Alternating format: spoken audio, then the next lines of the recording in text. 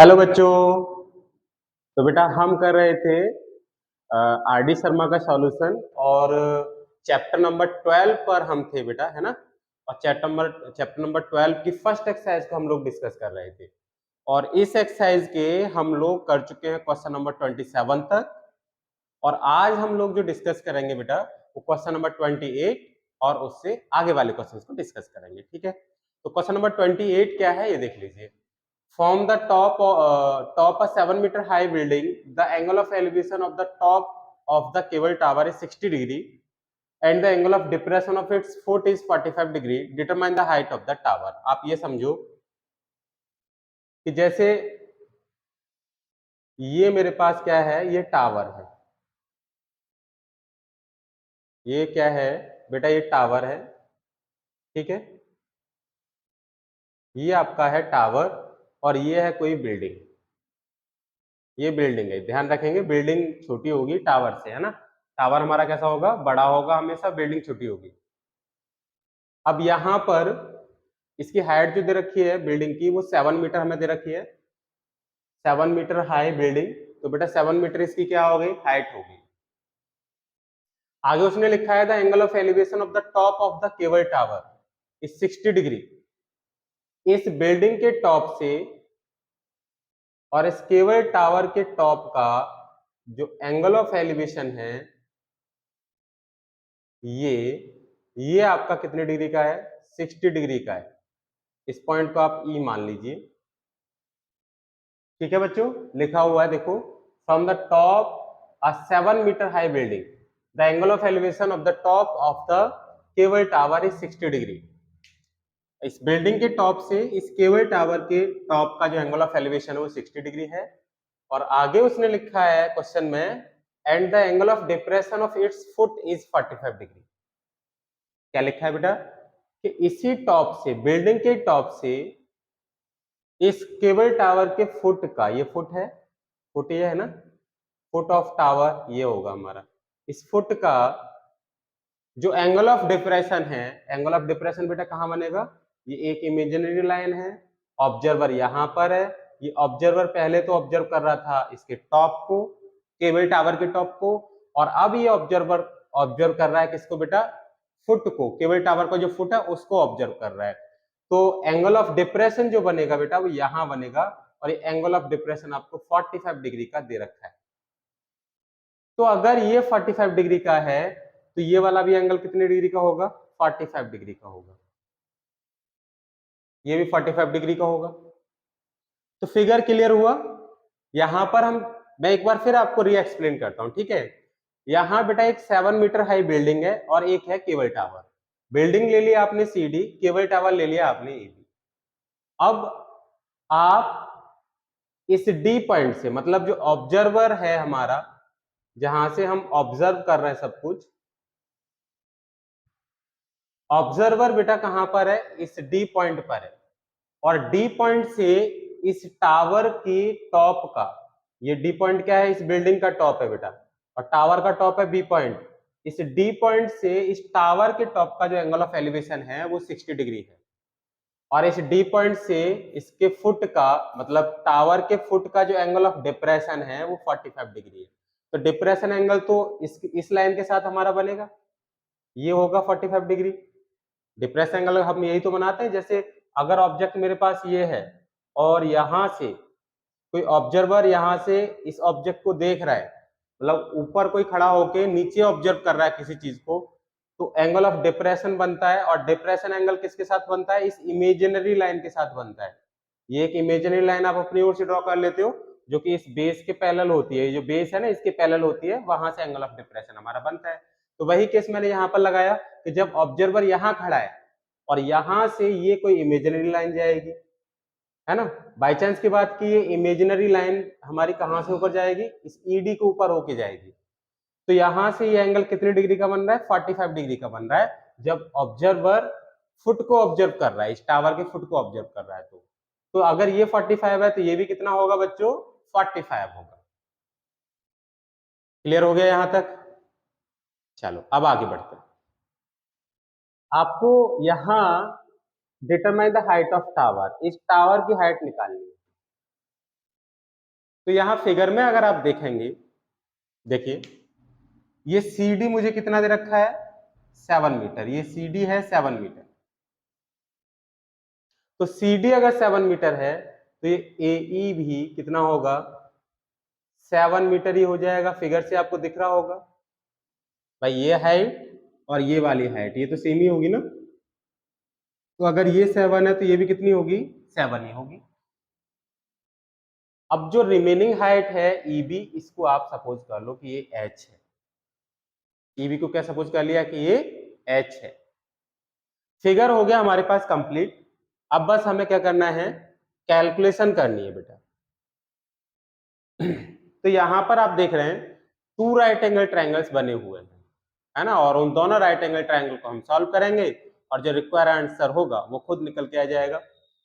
तो देखो बच्चों, एक तो है राइट एंगल ट्रायंगल ACD, ये D पॉइंट मान लो, ACD ये राइट एंगल ट्रायंगल दिख रहा है एक आपको, और दूसरा राइट एंगल ट्रायंगल आप ले लीजिएगा EDB। एक ये राइट एंगल ट्रायंगल आपको दिख रहा है, यही दो राइट एंगल ट्रायंगल है बेटा, एक तो ये रहा और एक कौन सा है, एक ये रहा। ठीक, अब इन दोनों राइट एंगल ट्रायंगल का आप यूज करो और जो रिक्वायर्ड है वो आप यहां से निकाल सकते हो। तो मैंने क्या किया, ये जो AC है इस बेस को, क्योंकि बेस मुझे दे नहीं रखा, इस बेस को मैंने x मान लिया। AC को क्या सपोज कर लिया, x। अब आप ट्रायंगल लेके चलो, इन ट्रायंगल ACD, कौन सा ट्रायंगल लेके चले, ACD।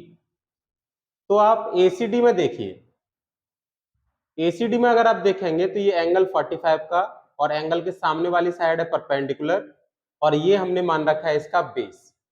तो परपेंडिकुलर और बेस का जो रिलेशन होगा, परपेंडिकुलर और बेस का रिलेशन हमारे कौन सी रेशियो में आता है, टेन थीटा में, है ना। टेन थीटा और कॉट थीटा दोनों में आता है, तो दोनों को आप यूज कर सकते हो, लेकिन उनमें से किसी एक को यहां पर मैं ले लेता हूं। मैंने टेन थीटा यहां पर ले लिया बेटा। Tan 45 degree is equal to perpendicular upon base, base कितना है x, और टेन 45 की वैल्यू कितनी होगी, 1 होगी। टेन 45 1 हो गया, 7 अपॉन x, तो x की वैल्यू आ जाएगी 7 मीटर्स। x कितना आ जाएगा, 7 मीटर्स। अच्छा, अगर ये 7 मीटर है, ये 7 मीटर है, तो ये डिस्टेंस भी कितनी हो जाएगी, जो ED है, ED ये ED भी कितना हो जाएगा, 7 मीटर। आप देखो बेटा, ये बेस के बराबर ही तो होगा, AC और ED दोनों इक्वल होंगे ना, फिगर को ध्यान से देखना है, दोनों इक्वल होंगे। तो बेटा ये अगर 7 मीटर आ गया, x की वैल्यू यहां से कितनी आ गई, 7, तो ये भी कितनी हो जाएगी, 7 हो जाएगी। क्लियर है। अब बच्चों क्या करेंगे बेटा, ध्यान से देखेंगे कि मुझे टावर की हाइट निकालनी है, ये टावर है, इसकी हाइट निकालनी है, और टावर की हाइट में आपको ये पहले से गिवन है कि AE की वैल्यू 7 मीटर है। AE कितना है, 7 मीटर। तो टावर की हाइट हमारी कंप्लीट हो जाएगी अगर मैं AE प्लस EB करूंगा, AE plus EB, AE plus EB अगर मैं करूंगा तो यहां से मेरे पास क्या आ जाएगी, AB टोटल डिस्टेंस आ जाएगी, और यही AB जो है ये क्या है, हमारी टावर की हाइट है।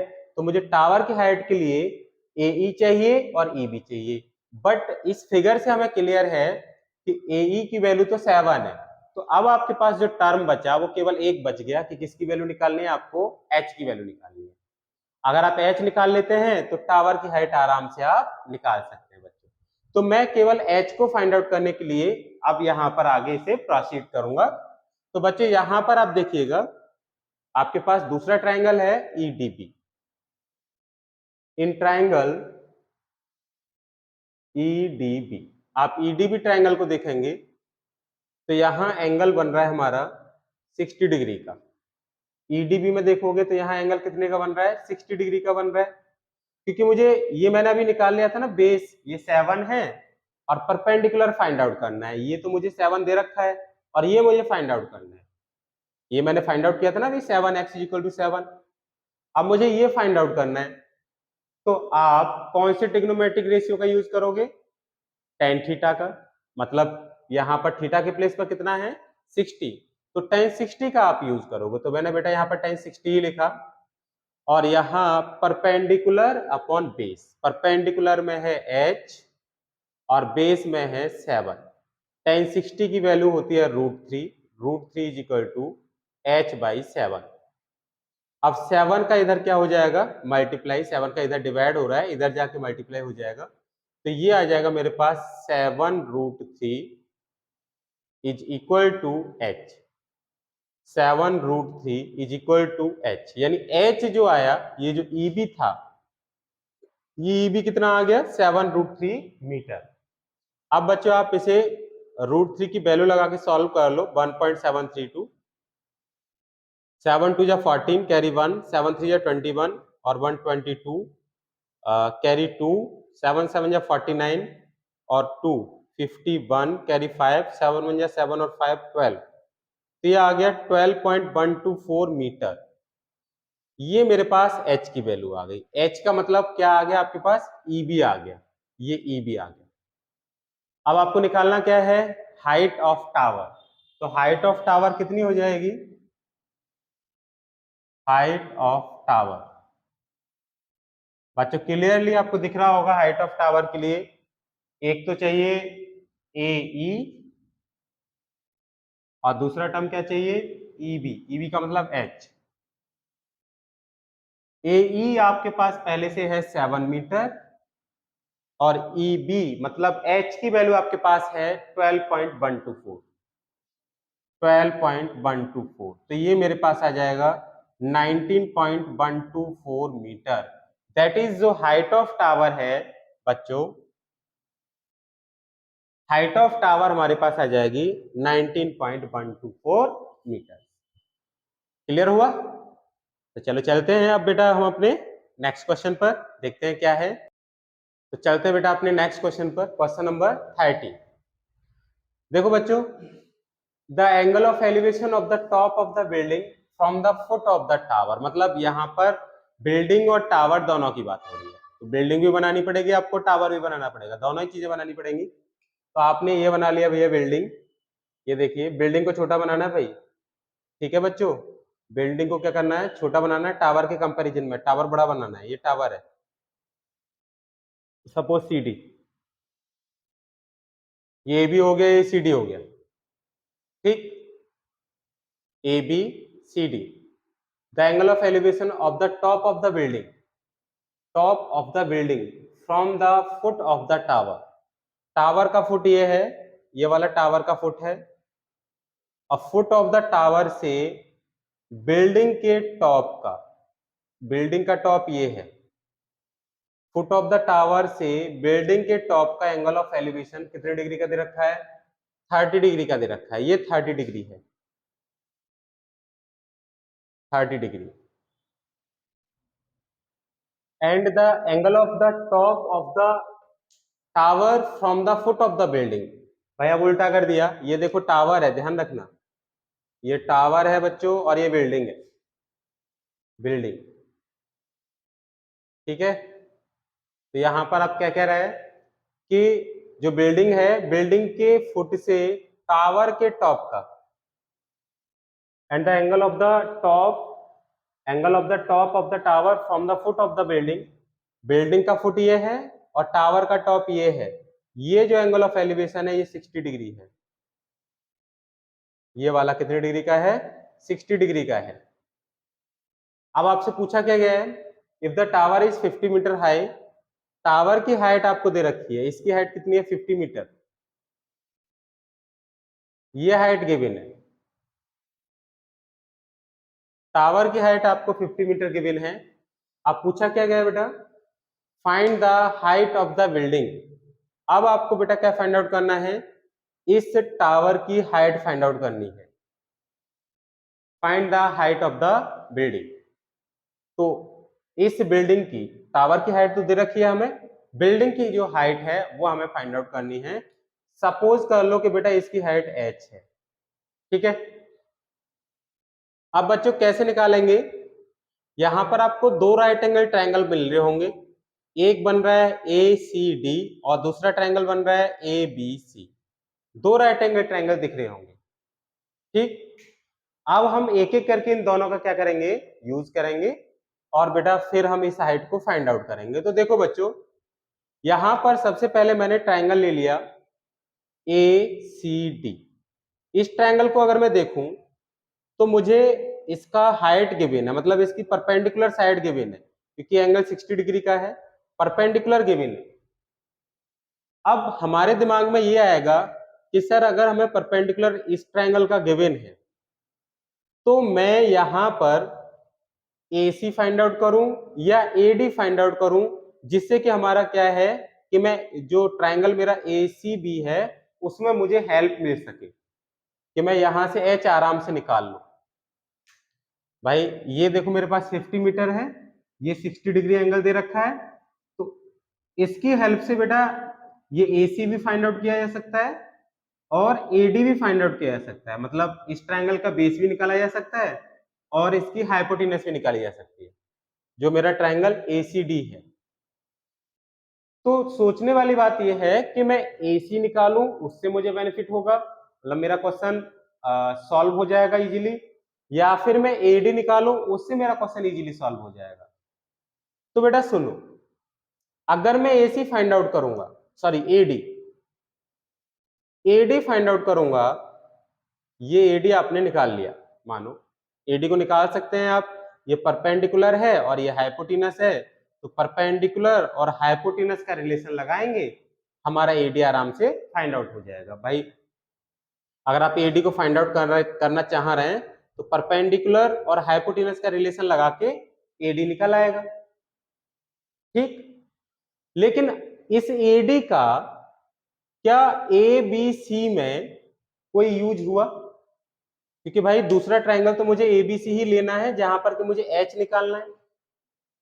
AD निकालने से इस ट्रायंगल में कोई बेनिफिट नहीं हुआ कि मैं इसे इजीली मतलब कैलकुलेट कर पाऊं। AD निकालने से हमें कोई यहां पर बेनिफिट नहीं होगा। अगर आपने AD को फाइंड आउट कर लिया, सपोज AD आप कैसे निकालेंगे, मान लिया यहां पर लोगे sine 60 degree is equal to, ये एंगल 60 डिग्री का है बेटा और ये है परपेंडिकुलर और ये है हाइपोटेनस, तो साइन 60 इज इक्वल टू कितना हो जाएगा, परपेंडिकुलर अपॉन हाइपोटेनस। हाइपोटेनस है आपके पास AD, साइन 60 की वैल्यू होती है आपके पास √3/2 और ये 50 अपॉन AD, बेटा क्रॉस मल्टीप्लाई कर देंगे तो ये हो जाएगा √3AC is equal to 100, AC is equal to आ जाएगा 100/√3 मीटर, ये AC आ गया, सॉरी AD है ये हमारा AD आ गया। अब AD निकल आया, अब मैं आपसे कह रहा हूं कि भाई आप ट्रायंगल AD जब निकल आया तो अब आप ट्रायंगल ले लो ABC, इन ट्रायंगल ABC। अब ABC में AD आपने इसकी हेल्प से निकाल लिया, ठीक है। तो ABC में बेटा बस एक एंगल दे रखा है आपको, केवल एंगल, इस ट्रायंगल की कोई भी साइड आपको गिवन नहीं है, केवल एक एंगल गिवन है और बस पूछा है कि आप AB बताओ, कोई साइड गिवन नहीं है, ना ये गिवन, ना ये गिवन और ना ही इसका हाइपोटेनस गिवन। तो इसमें कोई ट्रिग्नोमेट्रिक रेशियो यूज हो सकता है, जब कोई साइड गिवन ही नहीं है तो कौन सा ट्रिग्नोमेट्रिक रेशियो यूज करोगे। कम से कम यहां पर अगर हम देखें तो इस ट्रायंगल में देखें तो बेटा एक एंगल गिवन था और एक साइड गिवन थी, एक साइड तो गिवन है कि नहीं, और दूसरा ट्रायंगल में अगर ABC लूं तो इसमें मेरे पास कोई साइड गिवन नहीं है, बस एक एंगल गिवन है। तो ये बताओ फिर मैं AB कैसे निकालूंगा। आपने अगर ये AD निकाल लिया तो इस AD निकालने से क्या इस ट्रायंगल में कोई हेल्प हुई, मतलब क्या इसकी कोई साइड आई जिससे कि मैं H निकाल पाऊं, नहीं आई ना। तो इसीलिए बेटा मैं यहां पर AD को फाइंड आउट ना कर कर किसको फाइंड आउट करूंगा, बस AC को फाइंड आउट करूंगा और इस AC को मैंने क्या मान लिया, X मान लिया। क्योंकि अगर मैं AC को फाइंड आउट कर लूंगा बेटा, AC मेरे पास होगा, मतलब इस ट्रायंगल के लिए देखूं तो ये क्या हो जाएगा, बेस हो जाएगा, बेस मुझे मिल जाएगा, और फिर बेस और परपेंडिकुलर का मैं रिलेशन लगा के इस परपेंडिकुलर को निकाल सकता हूं। लेकिन AD अगर है मेरे पास, तो बेटा AD तो इस ट्रायंगल की साइड आई है ना, ये जो ACB है इसकी तो कोई साइड है ही नहीं, आप कैसे फाइंड आउट करोगे फिर ये हाइट को? कोई इंफॉर्मेशन नहीं है, बस एक एंगल गिवन है आपको यहाँ पर देख रहे हो बेटा, AB, AC और BC, कोई साइड गिवन नहीं है। तो जब मैं AC निकाल दूंगा तो कम से कम ABC ट्राइंगल का एक साइड तो आ जाएगा, AC तो आ जाएगा, जिससे कि हम AB को कैलकुलेट कर पाएंगे। तो इसलिए बेटा मैं यहाँ पर क्या AD नहीं निकालूंगा, मतलब आपको AD नहीं निकालना, कौन सा निकालना है, AC निकालना है, जिससे कि दूसरे ट्राइंगल से हमें H फाइंड आउट करने में, मतलब H फाइंड आउट हमारा इजीली हो सके। तो बच्चे यहां से समझ गए होंगे कि हम AC क्यों यहाँ पर फाइंड आउट कर रहे हैं। तो मैंने AC को सपोज कर लिया X। अब आप एक ट्राइंगल लेके चलो, in triangle ACD, in triangle ACD, ठीक। तो इस ट्राइंगल में देख रहे हो यहाँ पर ये एंगल कितने डिग्री का बन रहा है, 60 डिग्री का। ये है मेरा परपेंडिकुलर, और बेटा ये क्या हो गया, हाइपोटेनस, सॉरी बेस। तो परपेंडिकुलर और बेस का रिलेशन कौन से ट्रिग्नोमेट्रिक रेशियो में होता है, 10 में होता है। तो ये हमारा आ जाएगा tan 60 is equal to perpendicular upon base, और बेस कितना था हमारा, बेस आपने माना है x, और tan 60 की वैल्यू हो गई √3, तो ये हो गया 50 अपॉन x, क्रॉस मल्टीप्लाई कर लो तो √3 x इज इक्वल टू 50, √3 से इधर हो रहा है मल्टीप्लाई, इधर जाके क्या हो जाएगा, डिवाइड। तो ये आ गया हमारे पास x, ये क्या बन के आ गया, x बन के आ गया, x निकल आया, मतलब इस ABC ट्राइंगल की भी एक साइड निकल आई मेरे पास। अब आप क्या करेंगे, इस ABC ट्राइंगल को लेके चलेंगे, again taking triangle ABC, taking triangle ABC, आप ABC ट्राइंगल को ले लीजिए। ABC ट्राइंगल में देखोगे बेटा तो यहाँ पर एंगल बन रहा है मेरा 30 डिग्री का, और ABC में भी आपको यहाँ पर देखो, आपको निकालना क्या था, परपेंडिकुलर, मतलब AB निकालना है परपेंडिकुलर, और गिवन क्या है, आपने अभी निकाला है, बेस गिवन है। तो परपेंडिकुलर और बेस का रिलेशन कौन से ट्रिग्नोमेट्रिक रेशियो में होगा, 10 में होगा। तो यहाँ पर tan 30 is equal to perpendicular upon base, ये वाला हम यहाँ पर बेटा कंसेप्ट लगा देंगे, परपेंडिकुलर अपॉन बेस, और tan 30 की वैल्यू होती है 1 upon √3 h upon x, cross multiply करेंगे तो इसका मल्टीप्लाई इधर हो जाएगा, ये हो जाएगा x इज इक्वल टू √3 का इधर मल्टीप्लाई कर लो, √3h। अब बेटा मुझे तो केवल h निकालना है, क्या निकालना है, h, बिल्डिंग की हाइट निकालनी है। तो हम क्या करेंगे, ये जो x आ रहा है, इस x को बेटा क्या करें, एलिमिनेट कर लें। ये जो हमने पहला रिलेशन बनाया ना, x इज इक्वल टू 50/√3, इस x की वैल्यू को मैं यहाँ लगा दूंगा तो क्या होगा, h की वैल्यू हम आराम से निकाल सकते हैं। तो आप फर्स्ट रिलेशन का यूज करिए, यूजिंग रिलेशन फर्स्ट। तो ये हमारे पास आ जाएगा बेटा 50 upon √3 is equal to √3h। अब क्रॉस मल्टीप्लाई कर लीजिए, तो 50 इज इक्वल टू, ये हो जाएगा 3h, √3 इंटू √3h, मतलब 50 इज इक्वल टू हो जाएगा 3h, तो h आ जाएगा 50 अपॉन 3 मीटर्स, और h क्या था, h था हाइट ऑफ बिल्डिंग, h क्या था बेटा, हाइट ऑफ बिल्डिंग। तो बच्चों क्वेश्चन को लेवलिंग जरूर कर लें कि टावर आपने कौन सा माना है, हाइट आपने बिल्डिंग कौन सी मानी है, ये सब कुछ आपको फिगर में दिखाना पड़ेगा, याद रखिएगा बच्चों, है ना, ये सब कुछ आपको लेवल करके दिखाना है। तो चलो बेटा, आई होप ये क्वेश्चन आपके समझ में अच्छे से आया होगा। अब हम चलते हैं अपने नेक्स्ट क्वेश्चन पर, ठीक है। तो बेटा चलते हैं हम अपने नेक्स्ट क्वेश्चन पर, क्वेश्चन नंबर 31। अब 31 क्वेश्चन क्या है, from a point on a bridge across a river, the angle of depression of the banks on opposite side of the river are 30 degree and 45 degree. आप ये देखो कि suppose ये बेटा आपके पास कोई ब्रिज है, ठीक है, ये ऐसे करके कोई ब्रिज है और रिवर आपकी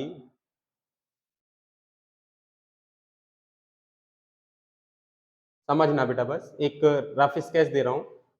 रिवर बेटा क्या है, यहां से रिवर फ्लो हो रही है, ठीक है, ये आपकी क्या है बेटा, रिवर फ्लो हो रही है। अब ब्रिज के ऊपर कोई पॉइंट है,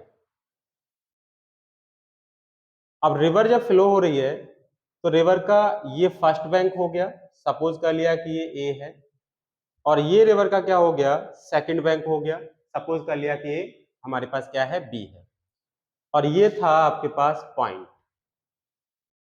इसका नाम क्या दे दिया आपने, सी। जिस पॉइंट से आप ऑब्जर्व कर रहे हो बैंक, तो उसने ये लिखा कि from a point on a bridge across a river the angle of depression of the banks on opposite side of the river are 30 degree and 45 degree. मतलब इस पॉइंट से और इस पॉइंट से बेटा इस बैंक का और इस बैंक का जो एंगल ऑफ डिप्रेशन है, एंगल ऑफ डिप्रेशन कितनी डिग्री का बन रहा है,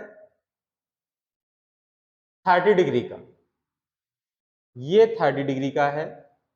और जब ऑब्जर्वर यहां से इस बैंक को, इस किनारे को ऑब्जर्व करता है, तो यहां पर जो एंगल ऑफ डिप्रेशन बन रहा है ये कितनी डिग्री का बन रहा है बच्चों, ये बन रहा है आपका 45 डिग्री का, ठीक है।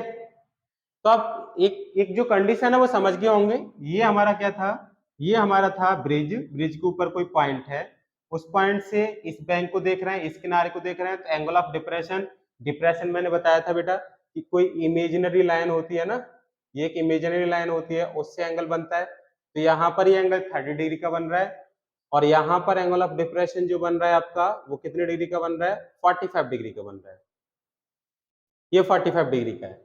तो आपसे पूछा जा रहा है आगे क्या लिखा है, if bridge is at the height of 30 metre from the banks, मतलब ये जो ब्रिज का पॉइंट है ये बेटा यहां से, यहां की बात कर रहा है कि ये जो हाइट है इसकी, है ना, मतलब इस किनारे से और ब्रिज की हाइट, किनारे से और जहां तक ब्रिज है, ये जो पॉइंट है ना, ब्रिज नहीं, पॉइंट जहां पर लिया है वहां की हाइट, किनारे से और उस पॉइंट की हाइट कितनी हो जाएगी, तो मान लिया यहां तक जितनी हाइट होगी, जितनी ये हाइट होगी उतनी हाइट बेटा बीच में होगी, तो मैं इस हाइट को नहीं बनाऊंगा, इधर बना देंगे। ये हाइट जो दे रखी है आपको, ये हाइट, ये यहां पर दे रखा है आपको 30 मीटर, ये बच्चों आपको 30 मीटर दे रखा है, ठीक है। इस पॉइंट को आप डी सपोज कर लीजिएगा। तो क्वेश्चन आपके समझ में आ गया होगा, ये मैंने ब्रिज लिया था, ठीक। अब यहां पर अगर ये एंगल 30 डिग्री का है तो ये एंगल कितने डिग्री का हो जाएगा, 30 का, और ऐसे ही यहां पर ये एंगल 45 का है तो ये भी एंगल कितने डिग्री का हो जाएगा, 45 डिग्री का हो जाएगा, ये भी एंगल हमारा 45 डिग्री का हो जाएगा।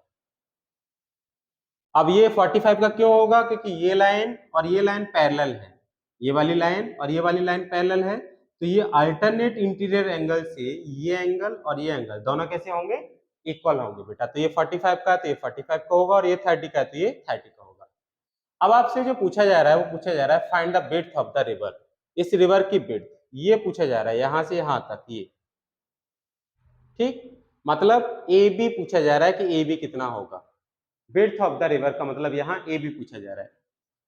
ए बी को कैसे निकालेंगे, आप पहले ए डी निकाल लें और बेटा क्या निकाल दें, बी डी निकाल दें। मैंने ए डी को मान लिया x और बी डी को मान लिया y।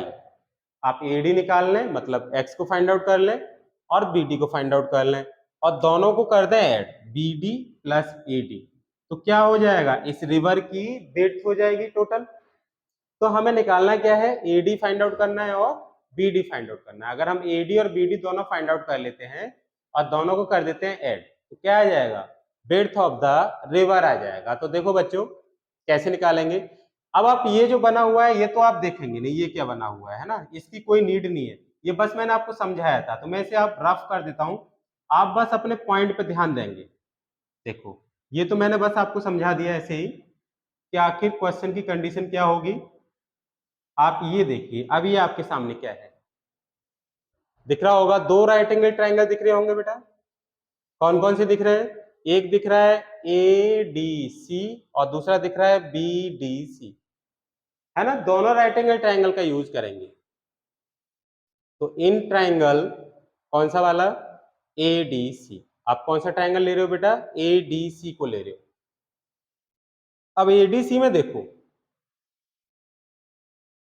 एंगल के सामने वाली साइड है परपेंडिकुलर, तो परपेंडिकुलर आपको गिवन है, ये गिवन है, और बेस आपको फाइंड आउट करना है। परपेंडिकुलर गिवन है, बेस निकालना है।